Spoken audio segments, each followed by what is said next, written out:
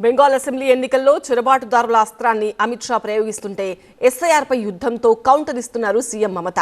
చొరబాటుదారులకు మమత అండగా ఉన్నారని అమిత్ విమర్శించారు.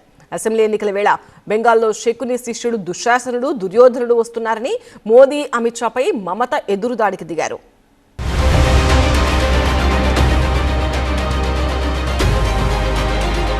బెంగాల్ అసెంబ్లీ ఎన్నికలకు కౌంట్ డౌన్ ప్రారంభమైంది. బీజేపీ టీఎంసీ నేతల మధ్య సవాళ్ల పర్వం ముదిరింది. చొరబాటుదారులు ఎస్ఐఆర్ అంశంపై రెండు పార్టీల నేతల మధ్య మాటల యుద్ధం జరుగుతోంది. అమిత్ షా ఎంట్రీతో బెంగాల్ అసెంబ్లీ ఎన్నికల ప్రచారం వేడెక్కింది. కోల్కతాలో టీఎంసీ సర్కార్పై నిప్పులు జరిగారు కేంద్ర హోంశాఖ మంత్రి అమిత్ షా. బెంగాల్లో చొరబాట్లకు సీఎం మమతే కారణమన్నారు. సరిహద్దుల్లో ఫెన్సింగ్ కు బెంగాల్ సర్కార్ భూములు ఇవ్వడం లేదని ఆరోపించిన అమిత్ షా జమ్మూ కాశ్మీర్ కాదు, బెంగాల్ ఉగ్రవాదులకు అడ్డాగా మారిందన్నారు.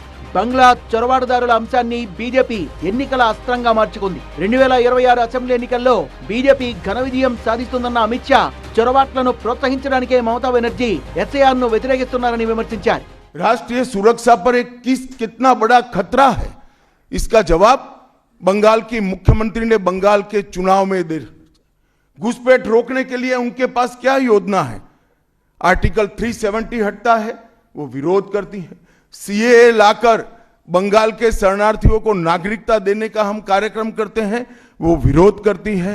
और वो ठीकरा फोड़ते हैं कि बीएसएफ है, वो रोक नहीं रही है। कौन सी सरकार है बांग्लादेश की पूरी सीमा पर जो वाड़बंदी करने के लिए, बॉर्डर पर फेंसिंग करने के लिए जमीन नहीं देती है? अगर आप जवाब न दे पाए तो मैं ही देता हूं, आपकी ही सरकार है जो जमीन नहीं देती है, जिसके कारण फेंसिंग का काम समाप्त नहीं हो।